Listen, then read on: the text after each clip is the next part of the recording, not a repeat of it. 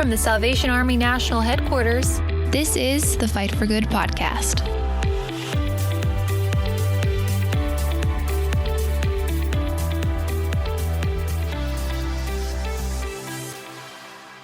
Well, hi, everybody, and welcome to another episode of the Fight for Good podcast. I'm your host, Lieutenant Colonel Tim Foley. I'm coming to you from my remote studios in my basement here in Alexandria, Virginia. I think most of you are aware that most of the nation is in a stay-at-home mode right now, and here in the DMV area, the District of Columbia, Maryland, and Virginia, we've been ordered to stay at home. National headquarters is still operating, but we're doing so remotely. And we have determined that we're going to keep on with our podcasting. And I'm so grateful for our team that's with me today, though remotely. So somewhere over to the west of me is our War Cry editorial director, Mr. Jeff McDonald. Greetings. I've never washed my hands so much in my life. It's about time. We've been telling you over and over, wash your hands. About time, yes. You're finally getting the message. And also joining me today is our wonderful producer, Elizabeth. And I think, Elizabeth, we determined that you were like northwest of me or something at this point. Maps are not my jam, but that sounds right. I'm going to say hello and howdy, and I've never used my dining room table so much in my life. Are you keeping it clean? Are you keeping it clean? I think I'm keeping it clean. I got the little scrub-a-dub-dub action going on here and then. But you got everything out, and that's your new studio. You're right there. This is my new studio. That's great. Well, we're grateful to you, Elizabeth. Thank you for making all of this happen. This is a very special episode. I say that about every episode because every episode of the Fight for Good podcast is special.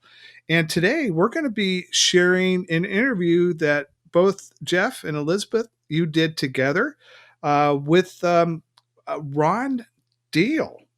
Now, Ron is a best-selling author, licensed marriage and family therapist, and he is a podcaster as well. So in this interview, you guys talked with him about a book that he wrote called Building Love Together in Blended Families. He co-wrote it with somebody that we just did a podcast about, Dr. Gary Chapman. Tell me a little bit about how that interview went. Well, Elizabeth, that was such a dynamic interview we had with him. I learned so much. We have these iconic images of when we hear the phrase blended family, we think of the Brady Bunch or other, culturally relevant contexts for that. But there's so much to it, especially Ron Deal letting us know that the church needs to be sensitive to blended families, their experiences. They are prevalent in our society, and they are struggling for their own identity and working out their own problems. And don't you think he shared with us insights not only for blended families, but that all of us can benefit from? Yeah, no, he provides just such practical advice for just being part of any family and communication and all that really good stuff.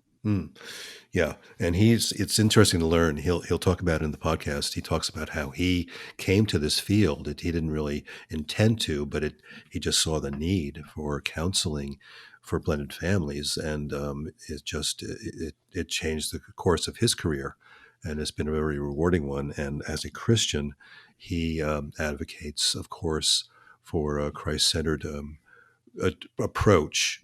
But he, as you said, he uses psychological techniques and therapy and insights that are really quite revealing.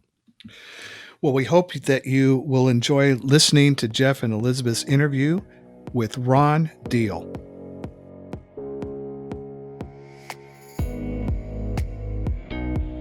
So, Mr. Deal, the depictions of blended families we see in media, on TV shows, etc., tend to be rather one-dimensional. They don't go into nearly the detail about the extent of the nature of blended families and the challenges they face. Could you give us some idea of the scope of the reality of blended families in our society? Yeah, the realities seem a little distant. Most of these movies, well, they tend to go one way or the other. You got the Brady Bunch that basically lied to all of us and said that blended families are no different than any other type of first family. But then you have some movies that have come out in the last few years that portray lots of conflict and difficulty and, everything's awful. And it's not that way. I mean, the truth is somewhere in between those two things. The point we make in our ministry at Family Life is that there are uniquenesses and challenges to step-family dynamics that can ultimately put pressure on the couple's relationship and pull them apart.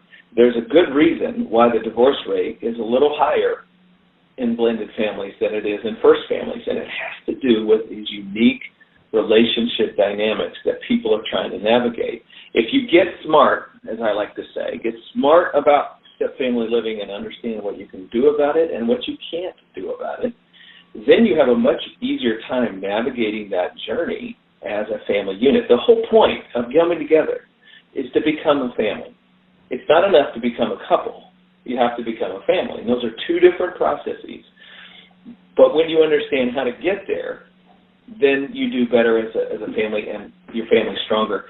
Just one last point about that, and I think this is really important to make. Yes, there are some challenges. Yes, there are some, anytime a child goes through a parental divorce or the death of a parent, obviously, that leaves a little residue on their heart of some sort or another. But what we know from research is that a strong, stable, healthy step family, in other words, if this is what the child is experiencing, a stable, healthy step family begins to negate the detrimental effect of what brought him into the step family. That is good news. That is optimistic news. But the mitigating factor here is a healthy step family home. And if you can't get to healthy, then you create more turmoil in the life of that child, where we want to undo that. We want to change the trajectory of the life's child, and healthy blended families is one way to get there. What you're saying sounds to me like a lot of hard work. I do appreciate in your writing, in your research, the practical suggestions you make for blended families to tackle the challenges ahead of them. What common dilemmas do these families face? Well, let me just give you an example of something. There's an old phrase, the best thing a father can do for his children is to love their mother. Now, that actually captures some important truths about family relationships, that husband-wife, parent-child, father-mother relationships really set the tone for everything else in the home. When mom and dad love each other, they become the foundation for parenting.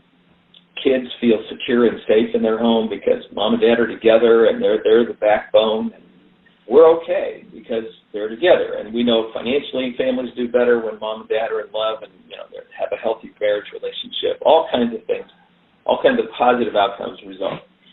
Well, is it true to say the best thing a stepfather could do for his stepchildren is to love their mother? You see, on day one, that actually creates a little competition. In a biological family, when dad spends time with a child, mom is happy. She's thrilled her husband's investing in their kids. The other side of the triangle is also true. If dad and mom spend time together, the kids are happy. Mom and dad are happy. Our life is good. In a step family, on day one, there's a competition between those two different sides of that triangle. When the step parent spends time with the parent, kids go, wait a minute, we were here first. Hold on a minute.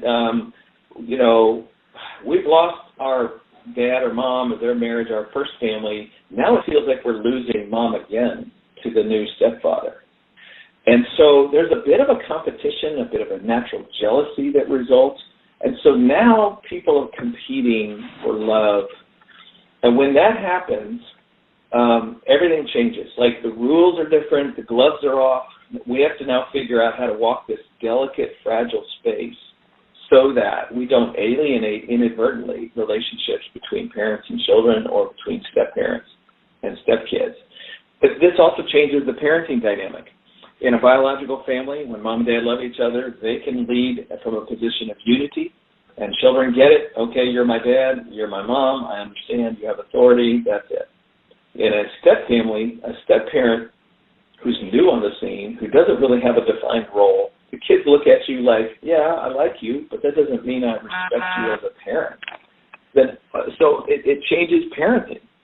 Like, how does that person get the socks picked up? How do you navigate cleaning the kitchen and getting chores done when the kids look at you and say, you're not my mom, I don't have to do what you say? Like, what do you do with that? So now marriage is different, parenting is different. We have this natural competition between relationships. People who navigate that terrain and manage it pretty well over time become really healthy families. People who get stuck do not become blended families. They just stay separate families trying to blend. So we help people understand what's unique and different about that and what they can do about it. Let me ask you this then, Ron. From what I understand, developing love, an atmosphere of love in blended families is difficult where trust is lacking. What steps can blended families take to build trust?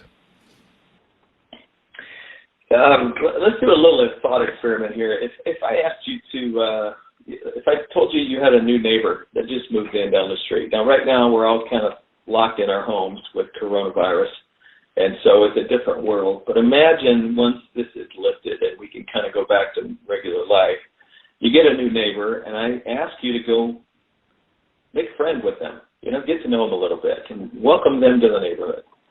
Well, what you would not do, Jeff, with my guess was you would not go down, bang on their door, break their door down, walk into their living room, start eating their food in their kitchen, declare yourself their new best friend, and totally, no, you're going to jail. Somebody's calling the cops. This is not how you make a friend. But there's an interesting little dynamic that happens in blended families. When you have a very eager parent and step-parent who desperately want the step-parent to make a relationship with the stepchildren, they'll do things like that.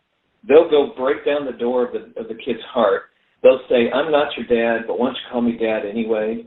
Like, wait a minute. You don't have the right to do that. You're breaking into the inner part of my life, and you're stepping on people I love. You can't do that and expect me to like you, to trust you, to honor you. Okay, well, if you're going to make a friend, how would you make a friend with your new neighbor? Well, you'd go down there, you'd knock on the door, and you'd wait. You'd wait till they answer. And what if they talk through the door, they don't even open it? Well, then you got to talk through the door, right? And ultimately, you hope they come to go, okay, I guess this guy's safe enough. I'm going to crack the door open just a little bit. And you see one little eyeball in the crack of the door. That's all you got, right? Well, can you force your way in? Can you declare that you guys are best friends and ask for their cell phone number? And no, you can't. You've got to wait. You got to see. Now I have to let the person on the inside decide when they're going to let me in and what pace they're going to let me in, and I have to meet them where they are. That is exactly what a good step parent does. They're wise enough to stand on the doorstep, to knock, to be gentle, to be patient, to find something they have in common with the child, and to start growing a relationship. That's how you grow a family. It's little things like that that become very important. So this book that I wrote with Gary Chapman, I'll give you another example, Building Love Together in Blended Families, is based on, in part, Gary's 5 love languages, but then it's also merging the concepts that I've been teaching for the last 25 years related to blended families. Think about this for a minute. You may know a stepchild's love language. What if it's quality time? And you think, okay, that's what that kid needs is quality time. That will show them that I care for them and authentically love them. And so you try to go about setting up some quality time. But here's the deal. If the child on the inside of the house is going, I don't want quality time with you. I'm not comfortable enough for that. That's too much, too close, too intense. Well, then you can't love them with their primary love language. The biological parent can, but a step-parent can't. Not on day 1, not even on day 10 or day 100 or day 1,000. Like, you have to wait until the child is open to you with that. What if their love language is physical touch? Can you just go up to a stranger and start hugging them and kissing them on the cheek? That's weird. You know, that's not happening, right? You can't force your way into that person's heart. into their physical space. Same thing's true when you're trying to bond and connect and build relationship with a stepchild. This also applies to grandparents, a step-grandchild. You've just been introduced to your 10-year-old new step-grandchild. How do you go about doing this? Well, you don't just hug them and kiss all over them. That's not where they're comfortable. So you start gently and you begin to move gradually into their heart. Now, last thought, this can take years. Now, often it doesn't take many years. Depends on the age of the child. Young kids, it can only, you can move quickly into their heart in a few months. But typical elementary age and teenage kids, this is a long journey for step-parents, and you need to accept and embrace that. Otherwise, you make enemies instead of friends. When we think of blended families going to social functions or in church, they must buck against the stereotypical ideas we have of what a family should be. They certainly might feel less than up to standards, or they might feel they lack a certain identity that fits into the culture. What steps can blended families take to celebrate and to be proud of their distinct identity? There's this guy who his fiancée told him one day that she was pregnant, and he was really upset, and because he realized two things immediately. She betrayed me. This is not my kid. We have not had sex. This is not my child. And so he's like, okay, I'm out. I'm done. This is not my child, and you betrayed me. I'm gone. I'm walking. And then the Holy Spirit tapped him on the shoulder and said, hey, Joseph, we need you over here. There's a much bigger picture going on. And all of a sudden, Joseph becomes the stepdad to the Messiah. Now, I don't know if you've ever thought about it that way, but that's exactly what happened. We don't ever talk about it or teach it, but Jesus grew up in a blended family. And most of the characters in the Bible were part of blended families. This is nothing new. God's people have always been part of complex family environments, and he has always worked in them and through them, and in spite of whatever mistakes they may have made along the way, he has continued to be their God and their Savior, and that's what he's doing today. We can look at each other once in a while and go, you know what, you stepped into my life as a step-parent just like Joseph did, and took on responsibilities that were not his and obligations that were not his, and he made sacrifices for people that he chose to love. I think that's honorable and admirable. You know, we're celebrating foster parents all over the country these days, parents who adopt children. I think we ought to celebrate step-parents. I think we ought to celebrate the unions of people who get a second take on life. Maybe their first family was really difficult and hard, and God has given them another chance at doing life well.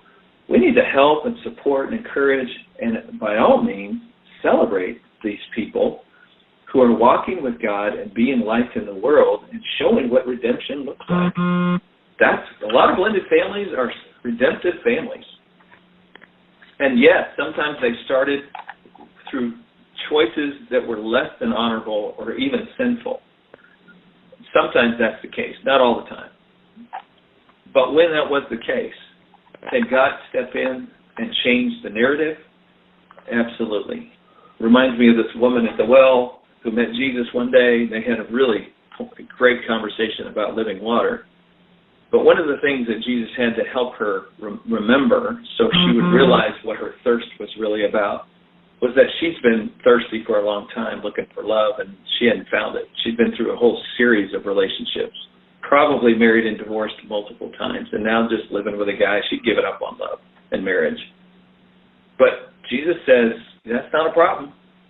Drink this water, and the next thing you know, she's off telling her story to people in town.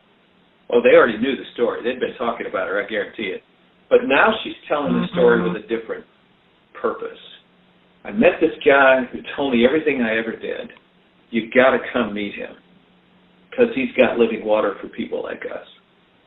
Right? And the next thing you know, John goes out of his way to tell us that many people came to believe in Christ because of her. some of the greatest people in the kingdom are people who have had difficult lives, and God has redeemed them, and now they're using that story to bring others to him. Yeah. And Jeff, it's really an important message, because I've run across a lot of people in single-parent homes, blended family homes, in particular if divorce is a part of their story, who kind of feel second class at church. They feel as if they've somehow missed the boat and they're just barely hanging on to salvation. That is not God's story. I love to say there's no such thing as a second-class Christian, because there's no such thing as a first-class Christian, right? There's just people who need a cross. We're all in the same boat. Broken is a word that applies to everybody.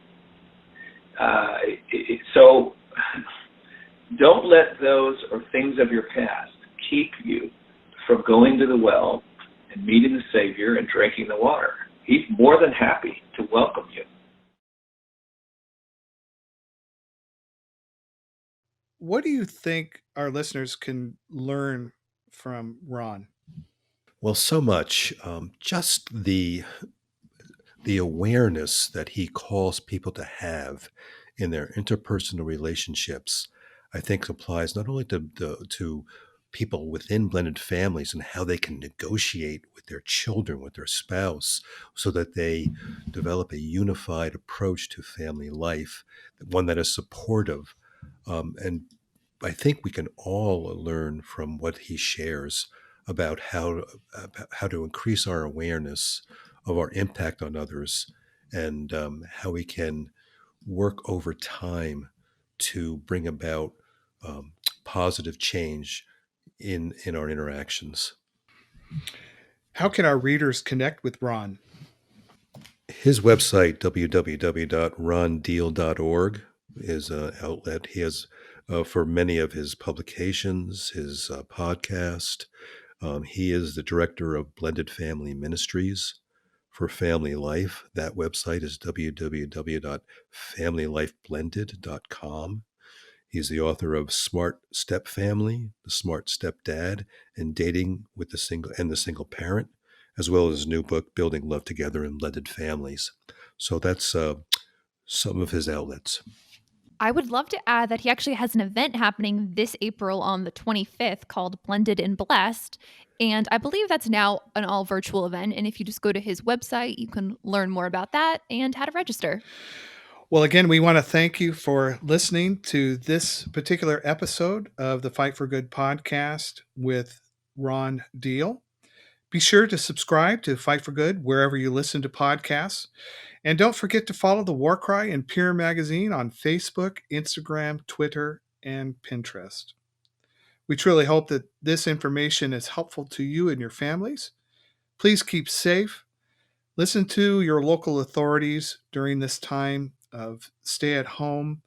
And our prayers are with and for you in these days. Be encouraged and find continued hope in the love that God has shared with all of us through Jesus Christ, his Son.